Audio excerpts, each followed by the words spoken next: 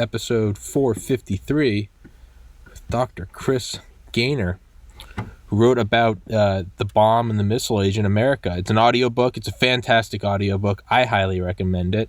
As all my guests know, I have not, at least in my opinion, I haven't recommended a bad book yet. But it's The Bomb and America's Missile Age. It's about, I've done this every episode. I start getting excited and talking. Please introduce yourself, sir. Okay, well, I'm Chris Gainor, or Christopher, as it says on the book, and I'm a historian specializing in space exploration and aeronautics, and I'm the editor of Quest, the History of Spaceflight Quarterly, and I'm actually based. I'm Canadian, and I live up in Victoria, BC. So Okay. I just have to step outside the door and walk about maybe 100 yards, and I can see the Mount Baker in Washington State. So I'm not that far away. You're the second Canadian guest I have. I have a regular guest, my friend Rob, who's up in Toronto. So for your book, I love the sort of, and I say this in the best possible way, the simplicity of what you draw attention to. And it's not so much which missile system, it's not so much how it was, well, it is, but what you really draw attention to as a sort of a grand theme is what I believe Curtis LeMay was very interested in. And it was just, let's break it down to the simplest pieces. What is the weapon? It's a fission bomb and later a fusion bomb. And what do we need to do with the weapon? We need to deliver it to a target. Everything else, it's like fill in the blanks however you feel necessary, but get it done. And we go from the silver plates, we go from 10,000 pounds of bombs go at 10,000 miles. We go from these huge squadrons. We go from landing at Tinian and taking off and refueling and all that stuff to we go to Operation Paperclip V2 rockets to, at its most base level, it's take the bomb, deliver the bomb. If it's and to just, because clearly I'm scrambling, this is what I do. I think it's interesting how you illuminate the sort of the tendency of individuals to develop an institution, an office, a set of sales and business acquisitions, and then that institution's tendency to want to maintain itself and not necessarily be the most lethal or efficient mechanism. You would think the military would have no love lost with weapon systems. They would just want the newest things. But you point out time and time again, you have these pilots who are like, there's no place for a missile in the Air Force. It needs to be a pilot with wings. And you showed that's not necessarily the case. Do you believe that that's always been the case in the military? Well, there's been a lot of historical writing about that. One of the classic studies was done early in the 20th century about changes in naval gunnery practice. Actually, I kind of knock that down a little bit, because the Air Force was, in the early days of the space age, the Air Force was really criticized for not immediately seeing the need for intercontinental ballistic missiles, and that they didn't start until 1954. And what I tried to do in this book is go back, to basically the end of the Second World War, and look at what actually happened during that period, without sort of all the excitement and consternation that was stirred up when the Russians launched Sputnik before the United States could launch its satellites. And what I kind of had to do was sort of put myself in the position of people in the Air Force back at that time, and take a look at what they were dealing with. And what I found actually was that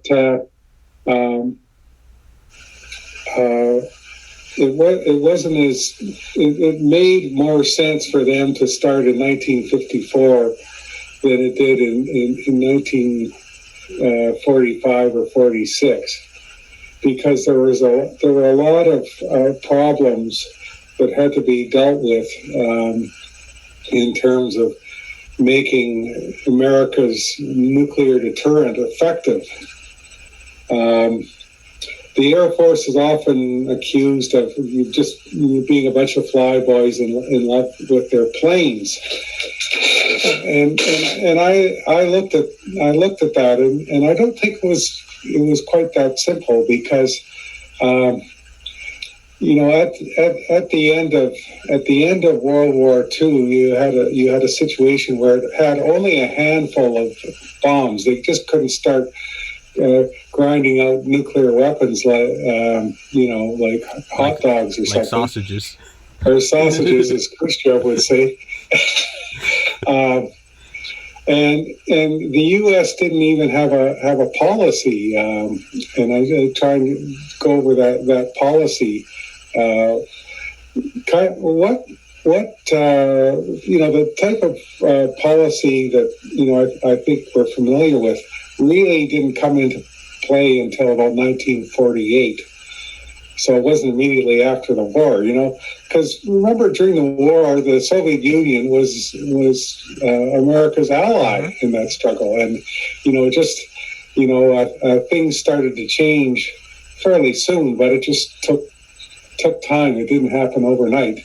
And people argue about when the Cold War got going, but there's no argument that it was going by 1948, and some people would say even the beginning of 1946. But anyway,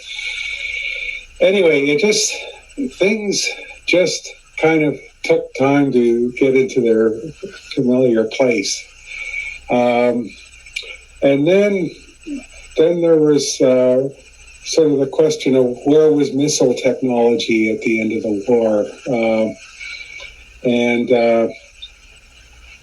to develop what we know today is the intercontinental ballistic missiles. That also took time, and the big issue for the first decade or more after the war was the question of accuracy. Mm-hmm. Could a missile deliver a warhead to its target accurately? And that was easier said than done. It took a number of years to advance that. But the Air Force people also had this problem of could they even effectively and efficiently, shall we say, deliver nuclear weapons with bombers where you had pilots on board. When, for example, Hiroshima and Nagasaki were bombed, the B-29s had to go from Tinian, which was a distance from Japan, but certainly far short of the distances that would be required to deliver weapons, say, from the continental United States to the Soviet Union. There's just a whole pile of issues there, and I think it makes sense. If I'm having trouble figuring out how to deliver weapons with a bomber with pilots on board, it's going to be even tougher to do that with a missile with automatic devices on board. Yeah. So anyway, these things all took time to develop. And then there's the other part of the argument. Well, it looks like the Russians started right after the war, and this was kind of encouraged by Soviet propaganda. Well, the truth finally came out, when the Soviet Union fell, that the Soviet Union did not start their work on an intercontinental ballistic missile until the spring of 1954, which is the same time the United States did. So what was why did they both start at the same time? The reason was the hydrogen bomb. Mm-hmm. You got to deliver it. That's right. The hydrogen bomb, your average garden variety hydrogen bomb, if you can put it that way, it is roughly 1,000 times more powerful, depending on the device, than say the first generation of atomic bombs. And people don't realize that. You just think any atomic bomb, if you get within big boom, several miles of your target, it's going to do its thing. But that really wasn't the case. Missiles weren't accurate enough to deliver an atomic bomb and be confident that it would do a lot of damage. I mean, wherever it hit, it would do a lot of damage, but it might not necessarily hit where you wanted it to. Mm-hmm. So all of a sudden, when you have this gigantic increase in power, that kind of takes away the circular error probability. You don't need it as don't need to be as sharp when you've got a monster megaton warhead. Just get in the general direction. So I kind of take the story up to the time in 1954 when they start building these missiles, and both sides do. And the story of the development of those early missiles is quite well told by other writers. Mm-hmm. But there's a little anniversary coming up this week. One of the more interesting characters in this story on the Soviet side is a fellow named Andrei Sakharov, who I'm sure you've heard of. And Andrei Sakharov, if he was still around, he'd be celebrating his 100th birthday in the next couple of days. Jeez, it's. I had never thought about that until your book. Why start developing missiles at the same date, or seriously developing intercontinental ballistic missiles? Obviously, we grabbed paperclip scientists. They grabbed paperclip scientists. And there was work being done on missiles, but they really had to step up their game for ICBMs. But Sakharov. The interesting thing about Sakharov is that in 1950, President Truman announced we're going to start building a hydrogen bomb, and this was. He was being lobbied heavily by a lot of scientists. And then when the Soviets exploded their first atomic bomb in 1949, the pressure just became almost unbearable. So anyway, he started work on it. And of course, over in the Kremlin, they said, well, we've got to have one too, right? So everybody set to work on it. And the major Soviet developer of the hydrogen bomb was Sakharov. So when in 1953, 1954, when the Kremlin was deciding about missiles, like they're going to build this hydrogen bomb, and they thought it made sense to build a missile to deliver it, and so they went to Sakharov and said, "How big is the hydrogen bomb going to be?" And he was the concept he was working on at that particular time envisioned a hydrogen bomb that would weigh roughly roughly 4 tons, I believe it was, in that neighborhood. And so they went to work at Korolev, and the rocket scientists in the Soviet Union went to work developing a rocket that could deliver a bomb that big to the United States. Meanwhile, in the United States, they tested a hydrogen bomb late in 1952, and it was a humongous monster thing. It weighed 68 tons or something. Like there was nothing on Earth that could take it anywhere, other than ground transportation. It looked like a building, Ivy Mike. But it was already becoming clear that they were developing a means for a lightweight hydrogen bomb that would weigh only about a ton. So when the United States started on that, they basically developed something that could deliver a warhead of a ton. So this was a thing where America's technological superiority kind of tripped it up a little bit, because it built a smaller ICBM, and it was a much better ICBM than the R-7, which the Soviets were building. But the R-7 was a much better space launch vehicle, because you had this capacity to put 3 or 4 tons into orbit. And this was why the Soviets were able to get Sputnik up first, why they were able to get the first human into space, why they were able to get the first probes to the moon. All those Soviet firsts were basically because Sakharov's guess, they couldn't shrink the bomb, the size of the hydrogen bomb, was incorrect, And very soon, the Soviets saw that the Americans had a smaller hydrogen bomb. They were eventually able to come around and build something like that. So that's absolutely fascinating. It's that's an incredible story. So there's going to be a little bit of publicity in the next few days about Sakharov's birthday, and we'll talk about how he's the father of the hydrogen bomb and how he was a great crusader for human rights. But it probably won't be talking about how his impact on the space race, because just imagine if the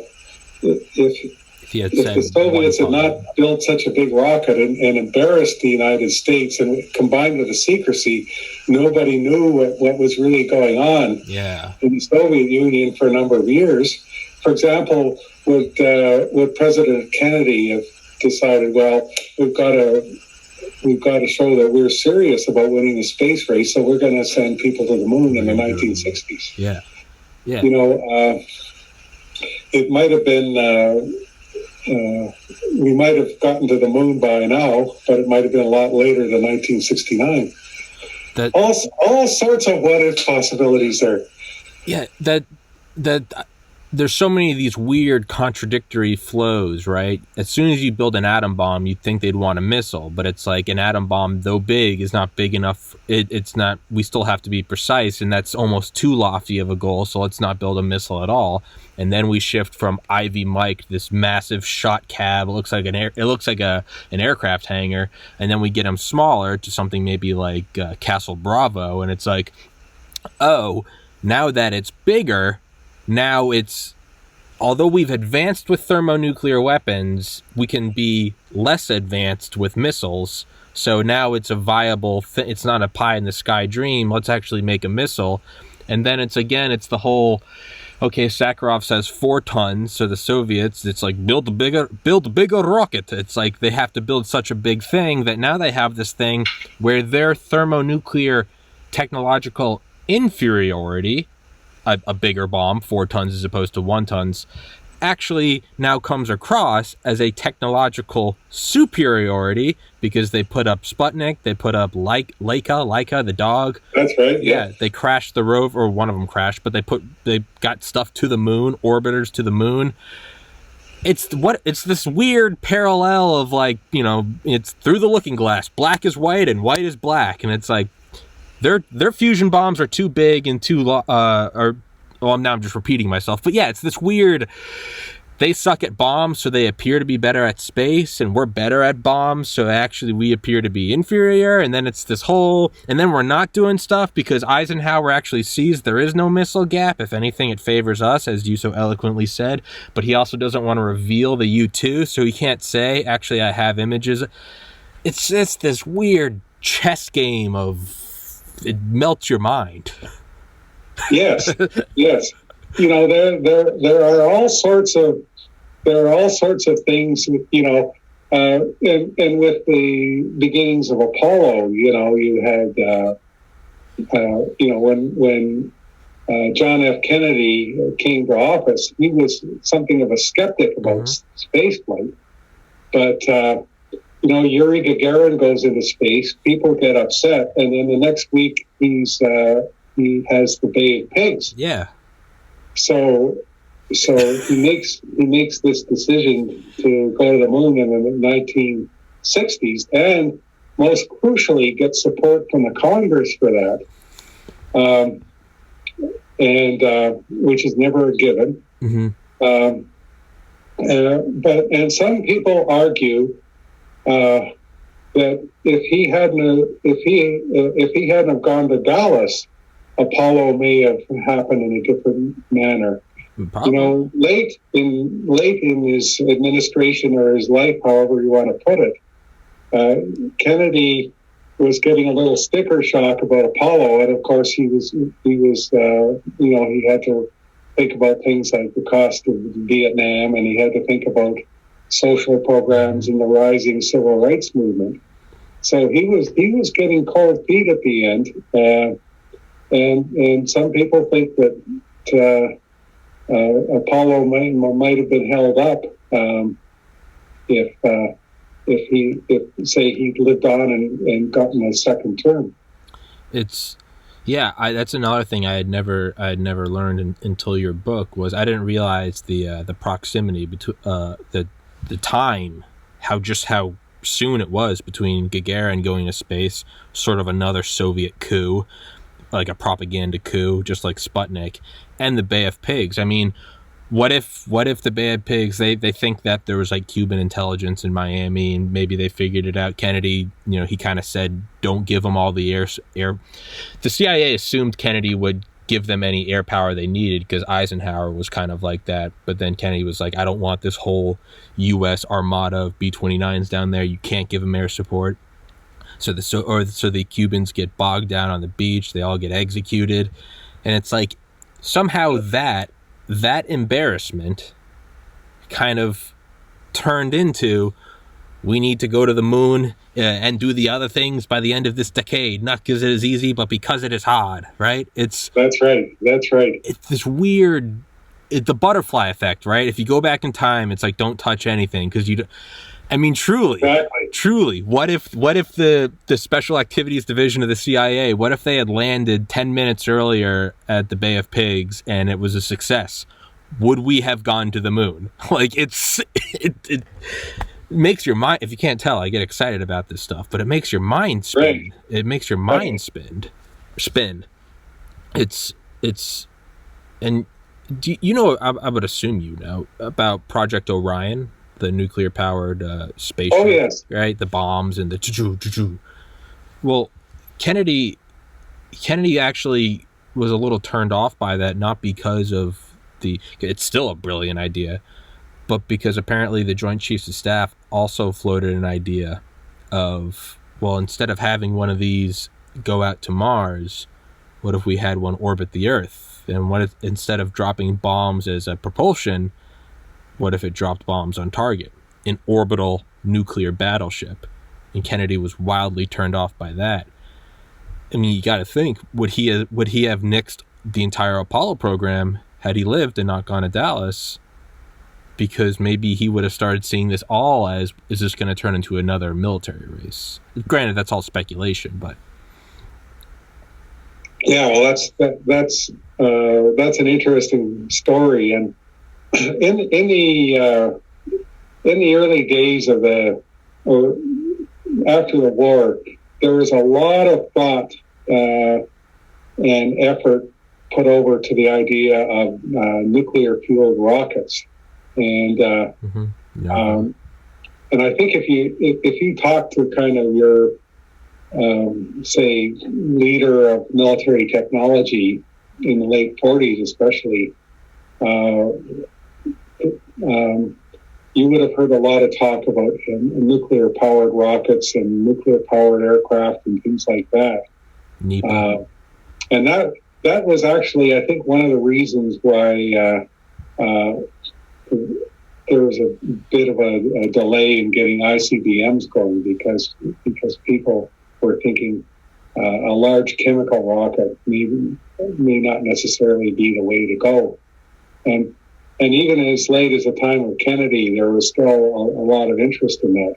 For example, if you read the speech he gave where he announced the Apollo, his idea to go to the moon, set that goal in 1961, he also talks about funding support for something called Project Rover, which was actually a nuclear rocket, which was kind of seen as something a bit more distant than Apollo, but perhaps a way to get to Mars or for other space exploration and perhaps military purposes. But yeah, a lot of the nuclear programs were actually ultimately killed sort of later on in Kennedy's term and under President Johnson, I think. You had NEPA, right? It was that nuclear powered B-36, yes. And the Soviets had their version, and in that true Soviet fashion, they just took off the shielding. Why not? Who cares if the pilots die? That that kind of Soviet mindset. But it's kind of Occam's razor, right? How complex is this thing? How well trained is the crew going to need to be? Is every one of these a flying liability? If it crashes, is there nuclear waste? Versus if we can get some solid fueled rockets, or at least hypergolic fluids, if we can just have these things ready to go, you have to think of your average soldier in the field. It's like your average guy in Normandy or the Battle of the Bulge. It's like they got to be able to take the gun, like clear it, aim it, and fire. Like it's got to be ready to go. You maybe don't want to have these highly trained crews for every plane when you could just loosely, light the rocket and let it go.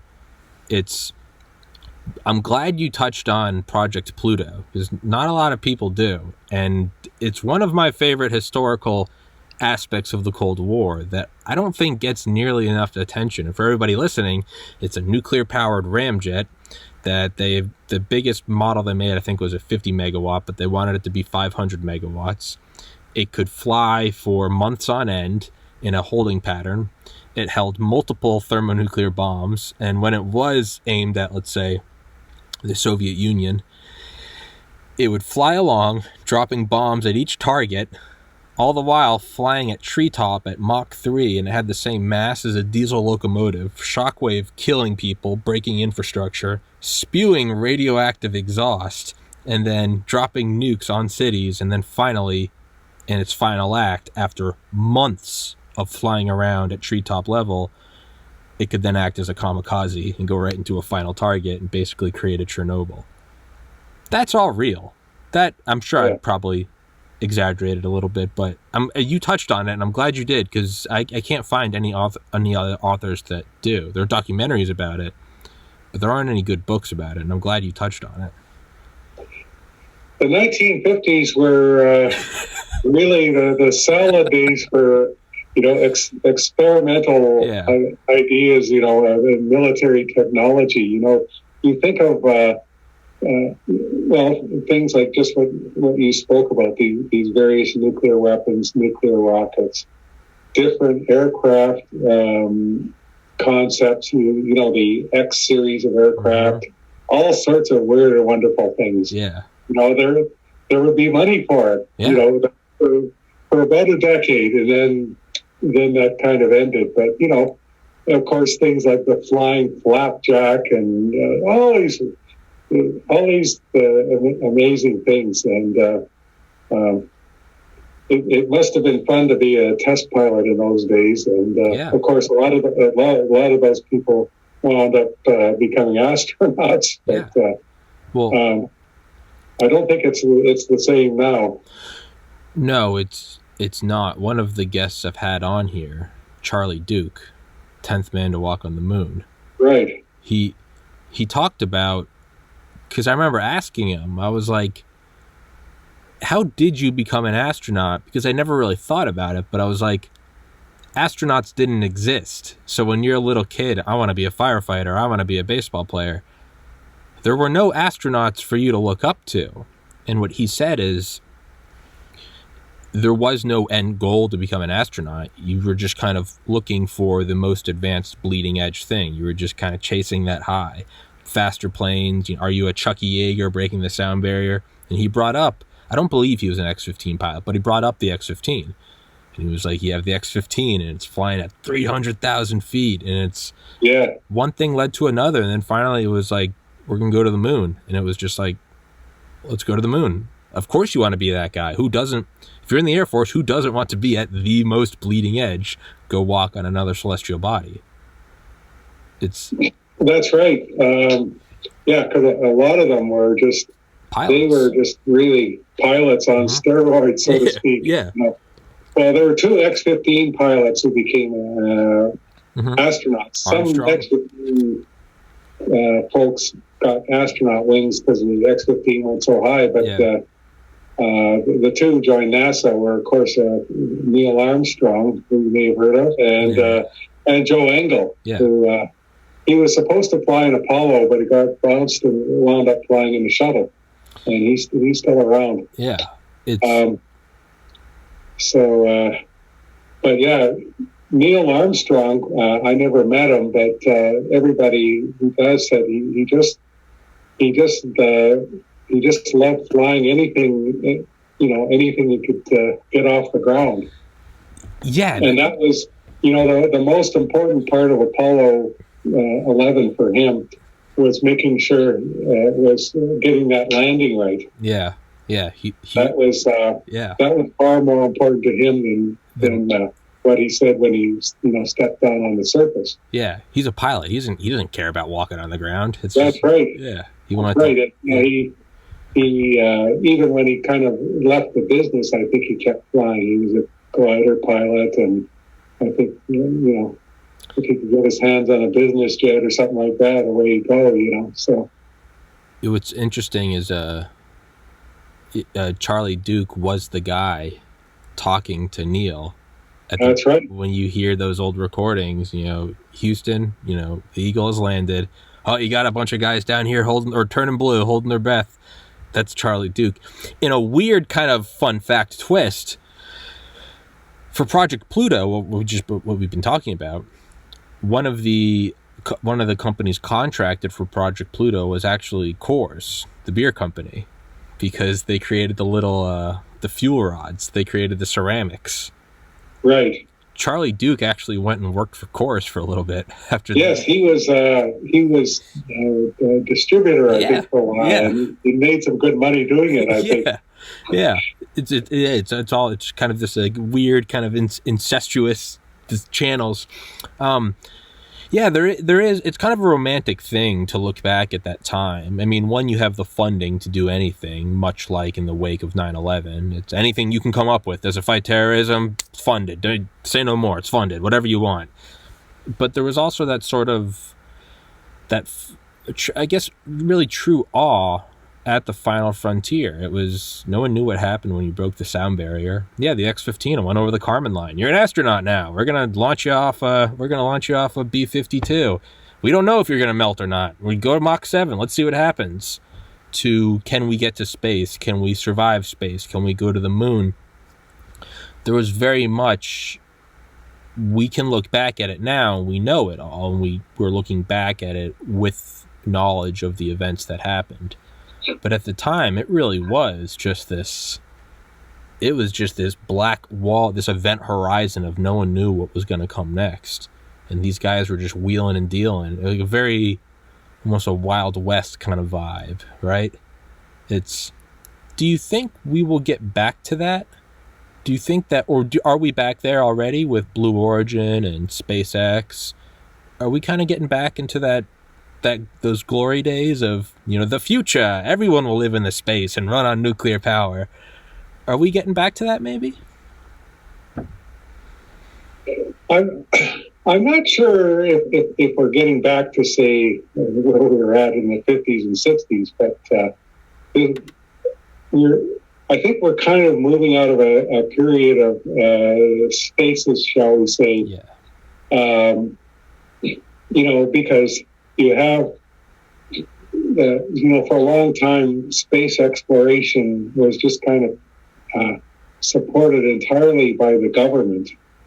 And, and after Apollo 11, the governments, regardless of the political strife, listened to all those people who said, hey, we have these problems here on Earth.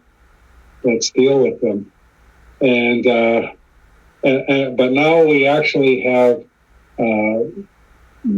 private entities, billionaires, and corporations that are actually have some of their own skin in the game.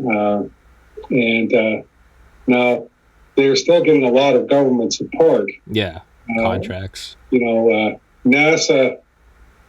is changing its role from kind of directing everything to being more like the anchor tenant. Yeah. But in a few months we're going to see some launches of Dragons that are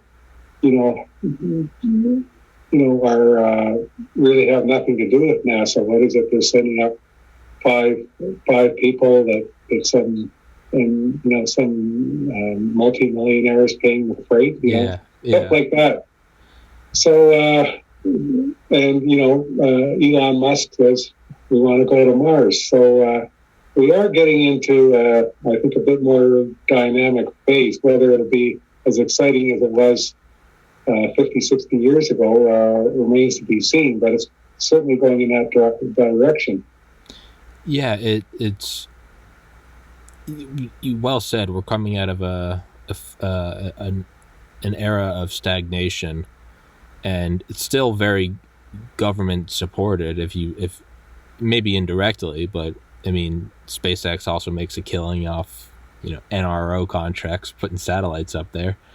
But, and as you said, yeah, NASA less of the overlord, and now more sort of the maybe just directing traffic and I don't say that in any negative way. Sort of, the anchor tenant.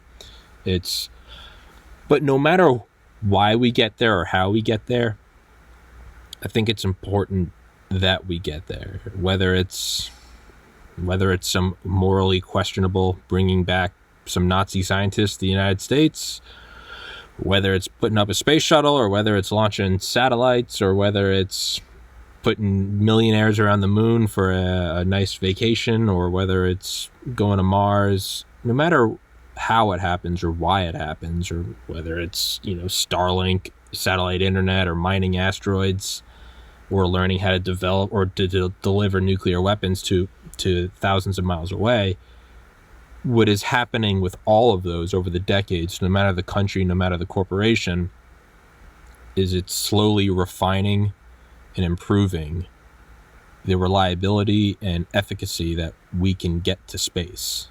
And I think that's important. Yeah. Yeah, it's and some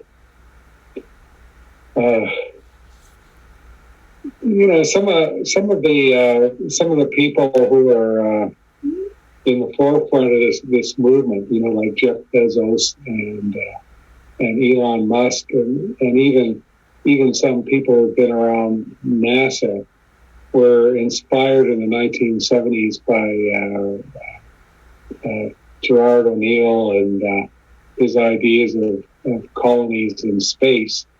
I'm not sure if that's all going to work out, but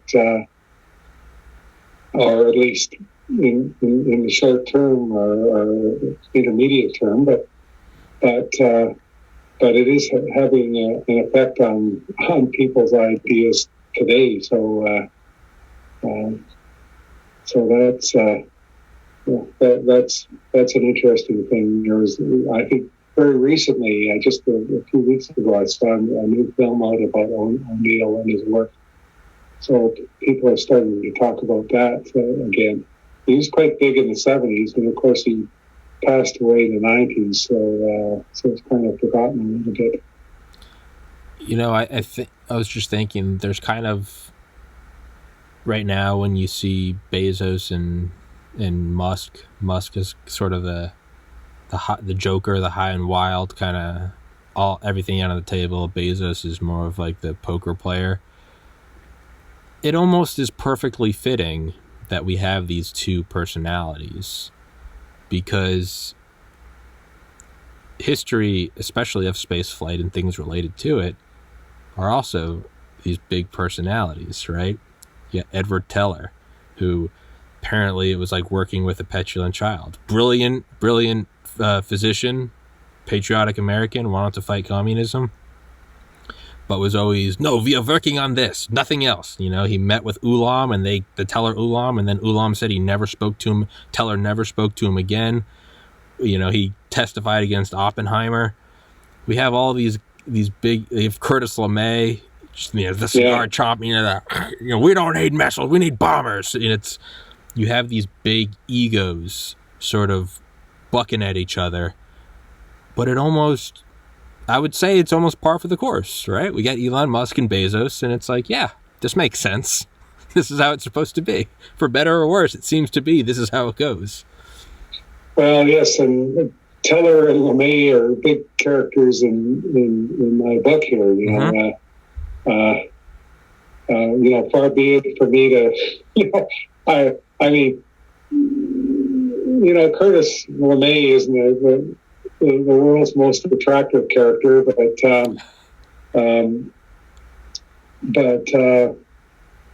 his, I more or less say that his skepticism about missiles in the early days was perhaps a little better founded than people gave him credit for,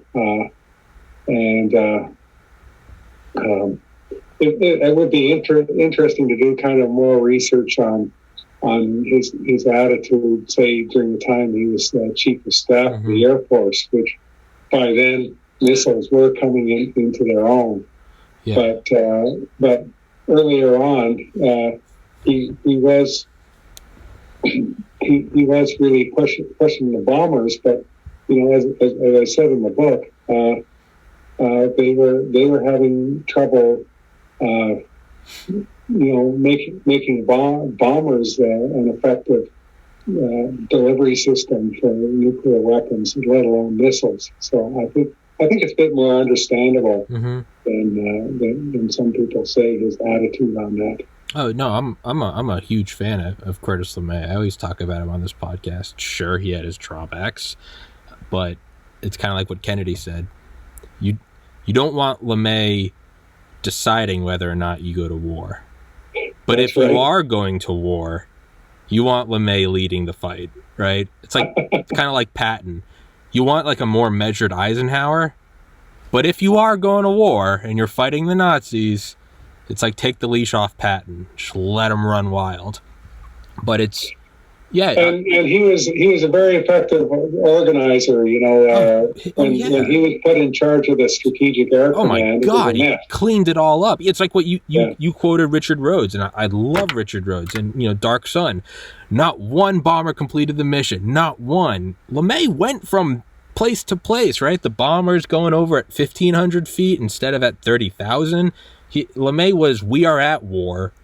So when that war comes, it's no different. It's the same. He went from base to base, starting at Offutt, went through the whole thing and cleaned it up and organized it.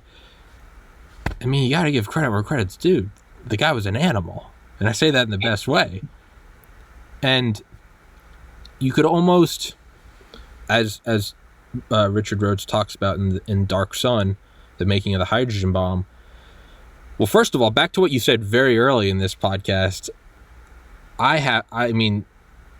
It was probably not until about 2 years ago, I'm 30 years old now, that I realized hydrogen bombs were not just a bigger A-bomb. It wasn't, an SUV and then you have a city bus, which is bigger than an SUV. But it's no, like the hydrogen bomb was more like a cruise ship.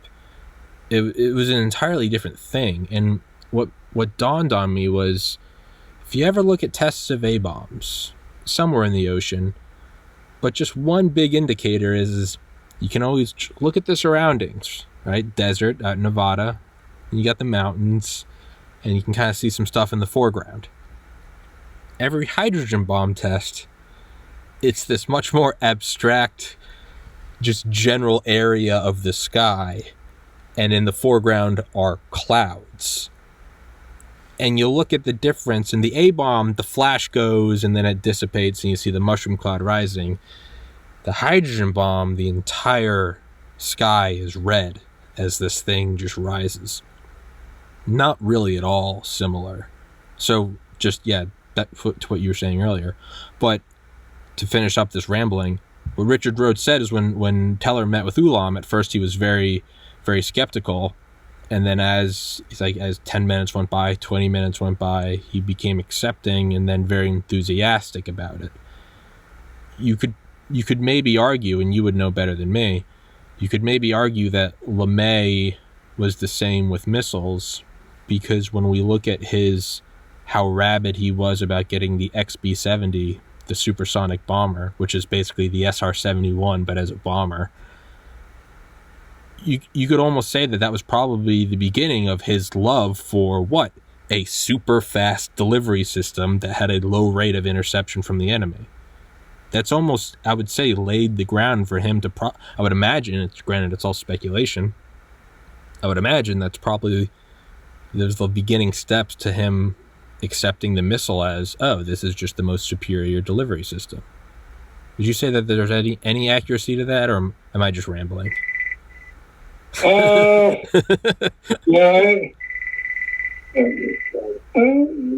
think there's something to be said about that, but I don't. I'm not that well informed about sort of what he was saying at that point in his career, because I was concentrating on the earlier time before he became chief of staff. So. But that's actually a good question, and I think it should be researched a little bit more. Yeah, I hadn't thought about it until we were talking. I've got you for 10 more minutes, so I also wanted to kind of pivot again. Just like Project Pluto, you bring up something else that never really gets brought up that I was a huge fan of, and it's the Silbervogel, which... So we have the space shuttle. The space shuttle was preceded by the theoretical X-20 dinosaur, which itself was preceded by the antipodal bomber, the Germans. The antipodal bomber, yes. Yeah, Sanger. Yeah, he wanted basically it was like a weird mix of like a 1940s theoretical hybrid between a space shuttle and ICBM, but the similarities were all there. Take off from the ground, use rockets to get really high up, use the atmosphere to bounce, and then it would drop a nuke on New York, and then it would land in Japanese-controlled islands in the Pacific. It's very early. It's a very early concept of a space shuttle and sort of an ICBM. But no one ever brings it up, and I don't know why. And I'm so happy you did, because to me it's the most absurd thing that they were planning this in the 40s. Well, there's all sorts of things. I also mentioned this, when they're having problems with the guidance system, they actually researched the idea of putting pigeons in the nose cone of the rockets and having the pigeons direct the missile to the target. So, yes, they tried all sorts of things. Yeah, it is absurd, but it's also, you also go into some more interesting, more meta themes of the Cold War, and perhaps the differences between the United States and a closed society as the Soviet Union, was the actual use of the paperclip scientists. I mean, you can go, granted, I am biased, I'm an American and I love America, But you can see where we went in, and what did we do? We grabbed the Nazis and we promised them freedom, good life, which did they deserve? Probably not. Versus the Soviets, got them really drunk and then threw them on the trains. We brought them and kind of extracted the information from their mind, worked with them, again, ethically questionable. Whereas the Soviets took them and kind of compartmentalized them and didn't really let them in to the inner circles. Now, is that some Soviet punishment for the losses inflicted by the Third Reich on them? Who knows? Or was it just a reflection of their society of you don't let everyone intermix. You keep it compartmentalized. You keep it separated. Well, I think it's both, but you got to remember that the Germans invaded the Soviet Union, and the Soviets took 20 million casualties. Yeah. And the Germans, the way the Germans dealt with the Soviet people during the occupation is a really dark chapter of the war. They just considered them subhuman. They were only slightly better than Jews in their eyes, and they were treated very badly. And a lot of people, looking back on that, realize, say, why that the Germans were really kooky to do that, because a lot of the Soviet people, especially in the Ukraine, they occupied the whole of Ukraine, and those people weren't exactly in love with the Soviets, because he basically forced a famine on them in the 1930s, and they would have happily worked with them. But then the Germans came in. They were greeted as liberators by many of those people, and then they quickly found out that the Germans were treating them worse. So there was some, hatreds going on there, and in the United States and other countries, we all remember the Second World War, but nothing like the Soviets, because they occupied a big chunk of that country, and a lot of people died, and a lot of people who didn't die suffered greatly. So yeah. I think that has to be considered. Yeah, it doesn't get brought up a lot in the history of World War II, and the more you look into it, the more similar you see the United States and the Soviet Union as like bodies. I mean, why didn't we want to give up?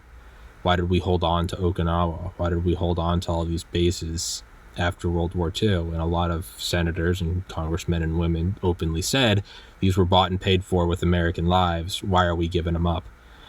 Well, right. You could argue the same with the Soviets. Why was it when Richard Bissell went and met with, I think it was him, went and met with Stalin about how much, when asked him after the war, how much further is the Soviet Union gonna go? And Stalin said not much further. But the reason he didn't want to give up all of their sort of holdings, if you will, much like the Iwo Jima was our holding, was they paid for it in a level of human life that we didn't even come close to. And I'm not, the living under a Soviet satellite bloc nation, it was a horrible fate, and I'm not trying to lighten that anyway, but to at least put myself in the mind of Stalin, if I can, is, yeah, I mean, they just paid for it with these unimaginable losses, and the Americans paid with it with a fraction of our losses, and they are openly talking about keeping their bases. Why would we give up ours? Why wouldn't we get some of the spoils of war? Why wouldn't you? You took on so many losses. Why wouldn't you? And it's, yeah, the Soviet losses were absolutely unimaginable. And it's very easy for us to say, America, we won World War II. And it's like, dude, like the Soviets kind of got us to the goal line. We ran in the touchdown, but you can't discount their efforts, their participation. And now we're not even touching on anything remotely close to your book with nuclear weapons and missiles. We're diving off into occupations. But the book, one more time, everybody, it's on Audible, The Bomb in America's Missile Age. It's a fantastic listen. Some fun things in there. And it's also in hardback too, of course. Oh, yeah. From awesome. Johns Hopkins University Press. Beautiful. I will put that in the description as always. Some fun facts real quick. I always knew that McNamara was the CEO of Ford.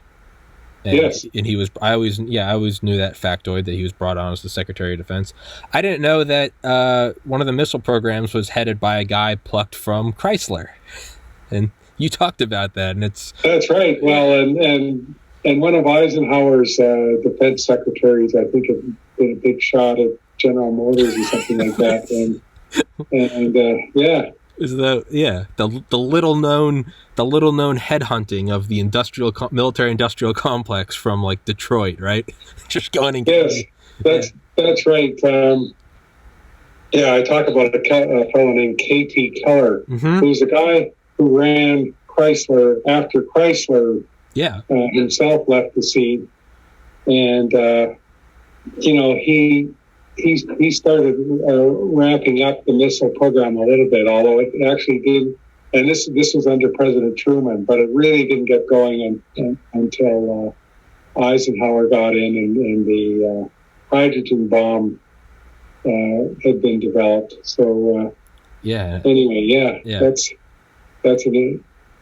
And yes, and Eisenhower, if my memory serves me right, he had a former head of GM named Charlie Wilson, and also the former head of GE, who was also named Charlie Wilson. So one was called, Engine Charlie, and the other was called Electric Charlie. I think that's how they distinguished them. Man, that could be a cool book in itself. The unknown role that the automobile industry played in a Cold War military-industrial complex. One thing you said, about Keller. He had one of the programs had a catchy name. It was like the Keller Accelerated Program, or Keller Acceler, or whatever it was. I thought it was interesting. That's what Von Braun called it. Oh, okay. But anyway, yes, Keller kind of helped Von Braun get going, because he in the first few years after the war, he was kind of in the wilderness in a sense. Yeah. They were launching V2s, and then they got this kind of modest program that led to the Redstone. But Keller came in and knocked some heads together and helped get it going. I guess it makes sense. If we can, I know I said we'd finish up, if we can go for a couple more minutes. I guess it makes sense though, right? Because you're bringing in the heads of these private industries who rose to their positions through skill, through competency, unless there was some nepotism, but I don't think it was. So let's break it down into its base pieces. What is it? It's these super efficient businessmen who knew how to streamline a process, much like LeMay with Strategic Air Command. So whereas you have these sort of geniuses like a Von Braun, you're sort of rudderless. It came over after the war. There's no real goal. It's like, hey, we brought back pieces of V2 rockets. Some of them got damaged by like seawater, so they're corroded. But it's just kind of in general, like firing off rockets, and versus you kind of bring in this business mind and you put a goal on the horizon. And it's now like you said, let's bash some heads together and let's get it going. And yeah, I mean, kind of like pilots taking that opportunity to go to the moon, even though it seems very different from flying planes. It's like it's the ultimate rung of achievement. I guess it makes sense that maybe that's why McNamara or Keller maybe that's why they came on, because it's like they rose to the top of their industry, and like now they want to go to the Olympics. And it was what's the Olympics? It's like working on a classified program for the president for missiles. I mean, maybe, right? Rex Tillerson being Secretary of State. I mean, maybe there seems to be a precedent of it, right? I don't know, for better or worse. Yes, yes, in a sense, maybe not for Secretary of State, but, but there is in a general sense. That, yeah, maybe not the best example, Secretary. Well, actually, you know, come to think of it, when FDR was president, you know, most of the time the Secretary of State was a guy named Cordell Hull. Although to tell the truth, you know, Roosevelt was one of these people who was his own Secretary of State. But right at the end, Cordell Hull was replaced by a guy named Edward Stettinius, who continued for a few months into Truman's time. And I believe he used to be the head of U.S. Steel. So anyway, there is that precedent there. Yeah. Of course, McNamara is a fascinating character. You know, people go on a great deal about him in Vietnam, as they should, but the way he handled technology was a big thing. You know, the F-35 and things like that. Yeah. Which is, you know, an attempt to make a one-size-fits-all for the various forces, and that's, you know, that's quite a story in and of itself. Yeah, $1 trillion boondoggle. Yeah, no, McNamara, right? They were using electronics to drop on the Ho Chi Minh Trail. It seems like McNamara maybe would have been better suited at like DARPA. Seemed like he was looking really far ahead. But yeah, I mean, he canceled things like Dinosaur and all this. I know. I don't think I can ever forgive Some people called him Mac for nights. So yeah, I know. I don't know if I can ever forgive McNamara for canceling Dinosaur and the XB-70. Those are easier, right? It's easy for me to say in 2021. Yeah. I'm not the Secretary of Defense.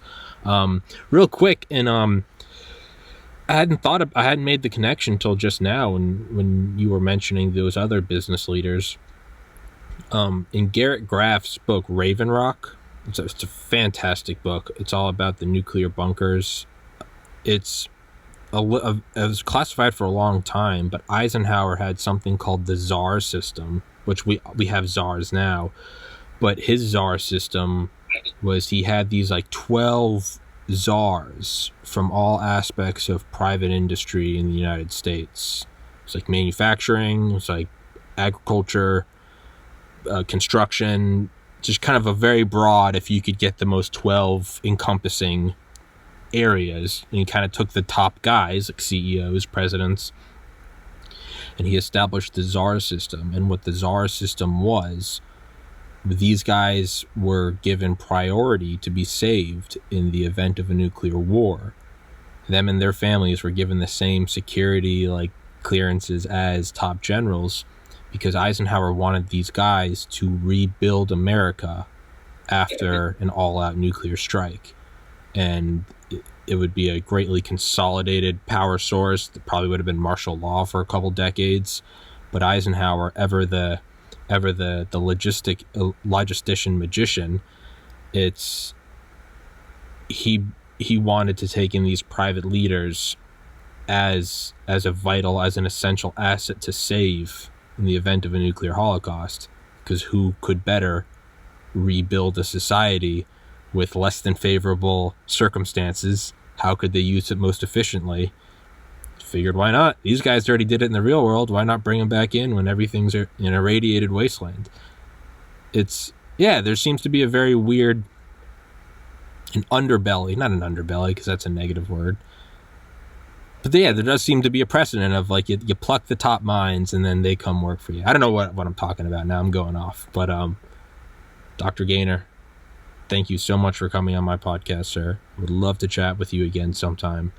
And again, your book will be in the description. It's a fantastic listen. There are fun facts in there that I hadn't known about. I didn't know that some B-29s crash landed in the Soviet Union and Stalin refused to give them back to us. That's right. I never knew that. Do you want it to be in English or in Cyrillic, or do you want it? That's how similar. I never knew that they reverse engineered our B-29s. That's right. Yep.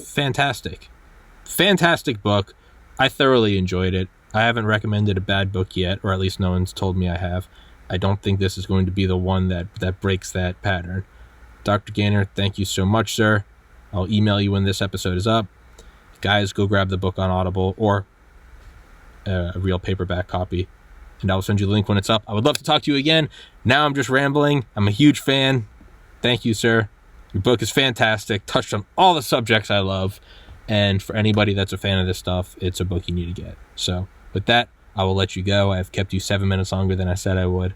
So Dr. Gainor, thank you for your patience, sir. Thank you for coming on my podcast, and I hope to talk to you again sometime. My pleasure. All right. Thank you, sir. You have a good one. You too. Bye-bye.